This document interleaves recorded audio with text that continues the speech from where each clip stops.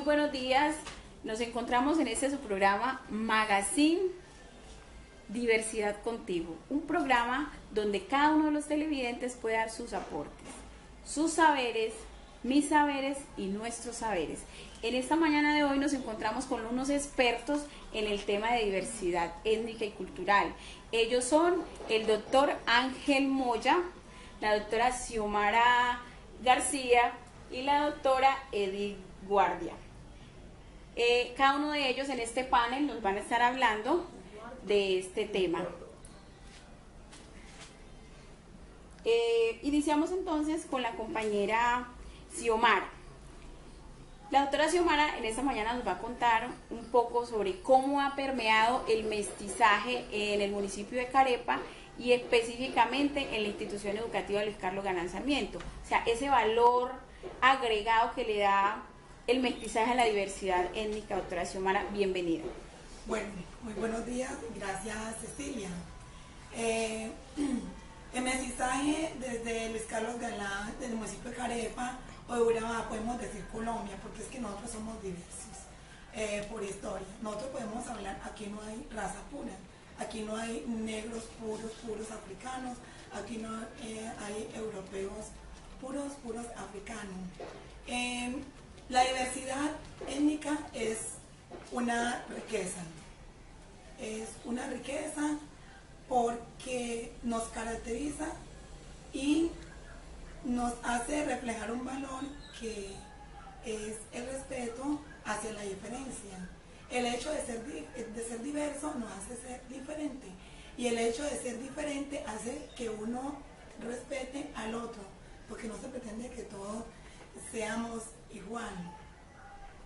En una conferencia con la historiadora Diana Uribe, ella nos decía que el hecho de que Colombia fuera diverso era una fortaleza y no hacía que existieran las determinaciones o las limpiezas étnicas como en Herzegovina o por allá por la India. Es muy difícil no determinar una etnia o terminarla cuando somos tan diferentes y cuando somos tan diversos. Esa es una ventaja que tenemos aquí en Carepa y en el Liceo Luis Carlos Galán Sarmiento.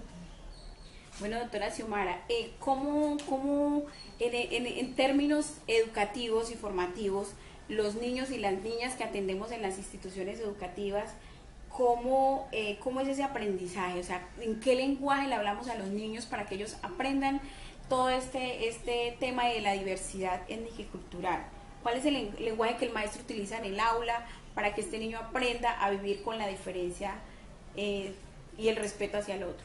Sí, muy bien Cecilia. Yo soy etnoeducadora y el hecho de uno decir etnoeducación ya quiere decir pueblos y etnias. Hay pueblos que son etnoeducativos, ¿cierto? Porque solamente hay una etnia. Pero entonces, desde la realidad, le pasa a uno como educador en las aulas de clase. Yo participé en un premio, es un premio de contenidos afrocolombianos, pero cuando me fui a la realidad, vi que en el salón de clase no todos eran afrocolombianos, habían mestizos, habían indígenas.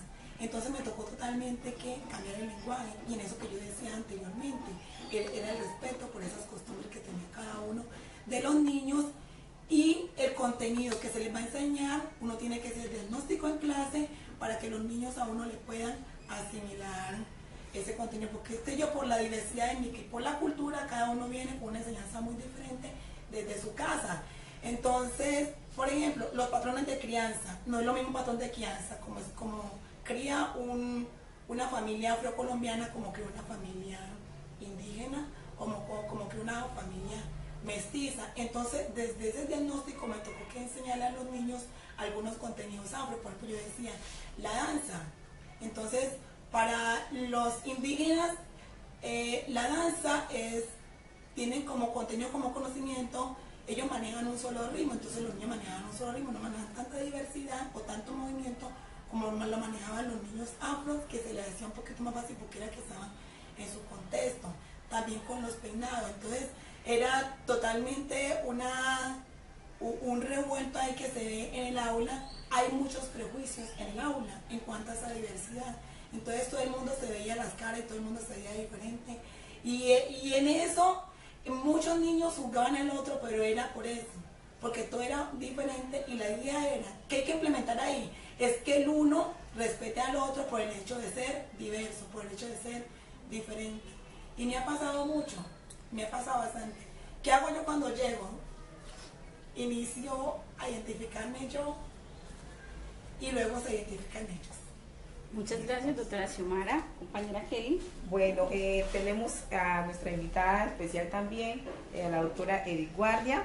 Tenemos una pregunta en la cual se refleja cuál es el valor que tiene para la sociedad la medicina ancestral, lo que nos han enseñado nuestros abuelos.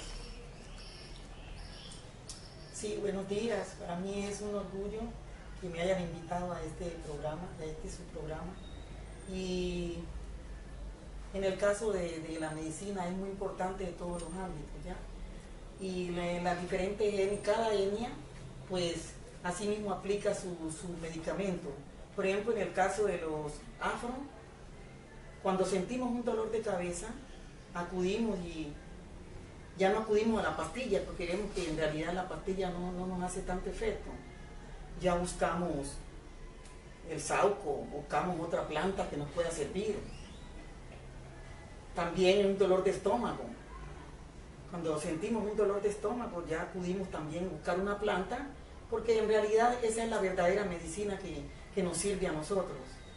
En el caso de los, diríamos así, de los blancos, sin exagerar, ellos ya acuden a los hospitales y, cierto, como en realidad no creen en las plantas algunos, entonces buscan las pastillas, porque ellos se acoplan con esa droga.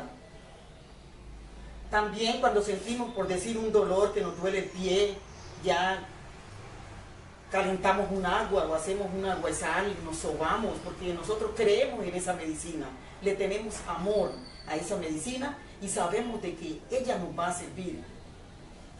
Entonces,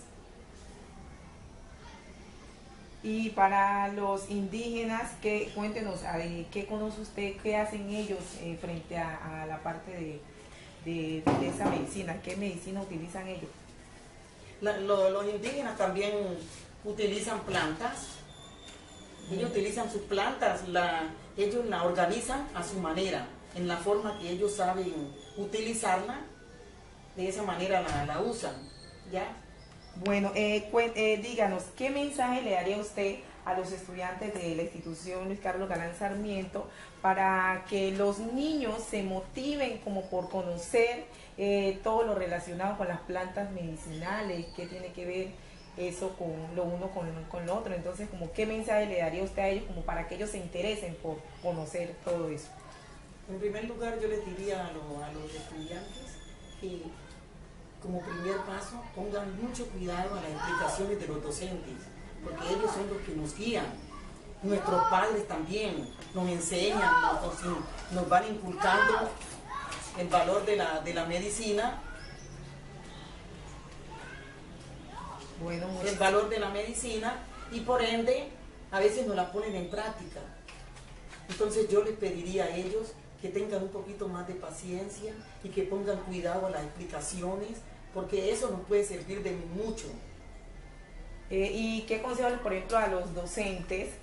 ¿Cómo los docentes harían de manera como lúdico, dinámico, enseñarle a esos niños esa parte de... Yo le diría a los compañeros docentes que una forma muy bonita para que ellos le hagan llegar ese mensaje a los alumnos es de pronto cogiendo una planta y enseñándole, explicándole a los muchachos el contenido de esa planta, que cuando ellos se desplacen a X o Y vereda o por allí en el monte, la puedan distinguir. Ay, esta planta me la enseñó mi profe, esta sirve para X o Y medicina. Bueno, muchísimas gracias. Gracias a ustedes por invitarme. Bueno, para continuar en este panel, le damos la bienvenida al doctor Ángel Moya, que es experto en cultura.